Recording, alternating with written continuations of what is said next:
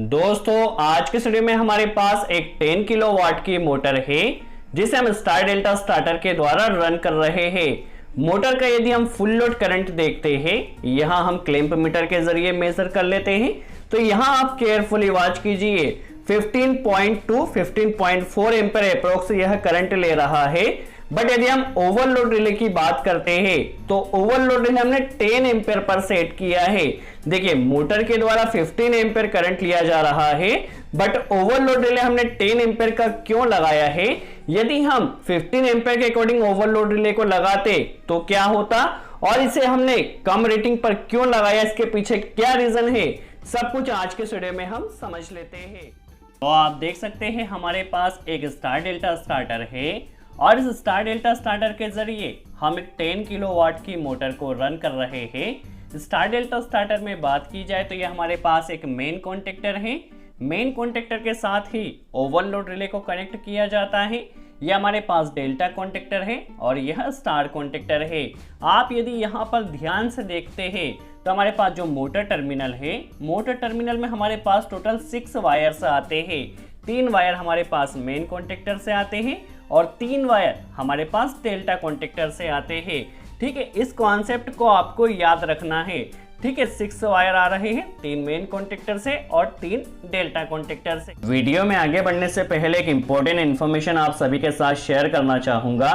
दोस्तों यदि आप जॉब के बारे में सर्च कर रहे हैं और आपको जॉब नहीं मिल रही है तो अभी सब्सक्राइब कीजिए SKY technical job YouTube channel को, क्योंकि इस चैनल पर आपको डेली बेसिस पर कहां पर कितनी वैकेंसी है, किस तरह के काम की रिक्वायरमेंट है, किस तरह से भर्ती की जाएगी, सब कुछ इंफॉर्मेशन मिलती रहती है।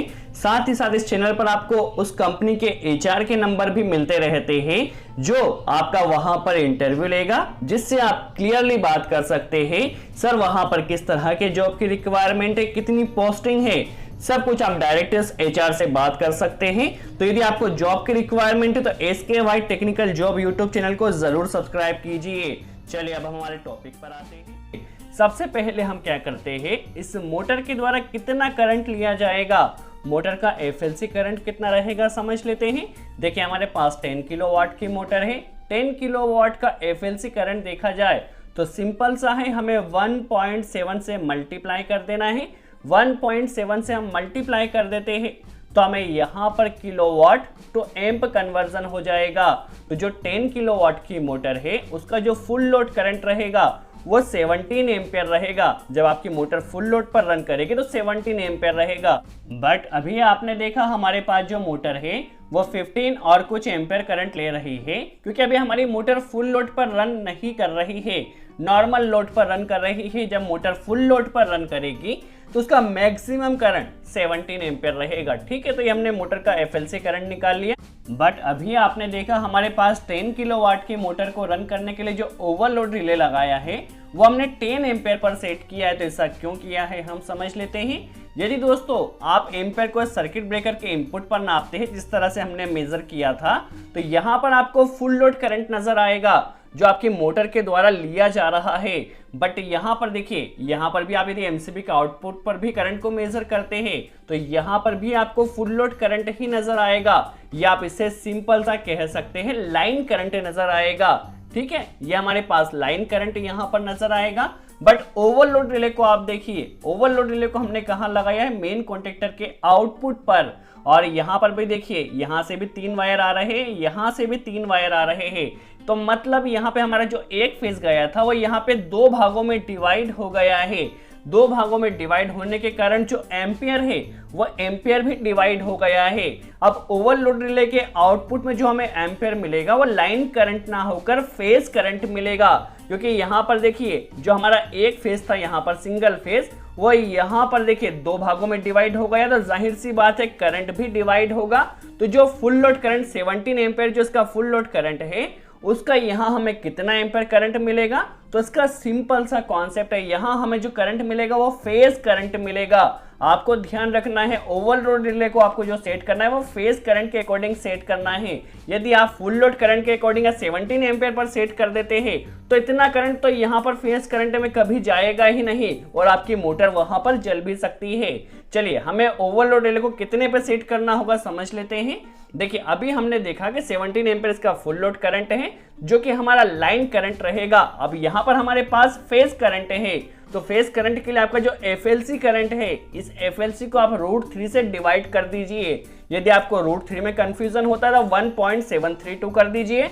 1.732 से जैसे ही आप डिवाइड करते हैं तो आपको यहाँ पर फेज करंट मिल जाएगा। ठीक है, फेज करंट कितना आया है 9.81 एम्पियर। देखिए यहाँ पर 9.81 एम्पियर आया, बट आपने क्या देखा कि हमारी जो मोटर है वो अभी कितना एम्पेयर करंट ले रही थी, 15 एम्पेयर या कुछ एम्पेयर करंट ले रही थी। तो यदि हम 15 को 1.73 से डिवाइड करते हैं तो यहां पर हमारे पास जो आंसर आएगा वो 8.66 आएगा जो कि हमारा फेज करंट रहेगा। अब ओवरलोड रिले को हमें जो सेट करना है इस 8.66 से हल्का सा बढ़ते हुए सेट करना है। देखिए आपको ध्यान रखना है ओवरलोड रिले के सेटिंग आपको फेज करंट पर ही करना है।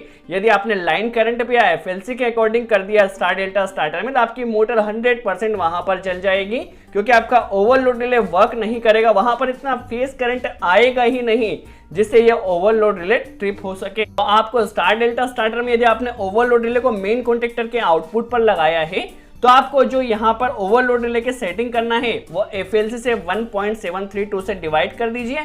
उसके अकॉर्डिंग आप वहां पर ओवरलोड रिले के सेटिंग कर दीजिए। चलिए पहले हम प्रैक्टिकली देख लेते हैं हमारे मेन कॉन्टेक्टर और डेल्टा कॉन्टेक्टर पर कितना एम्पेयर करंट जा रहा है, उसके बाद हम आगे के कॉन्सेप्ट पर बात करते हैं।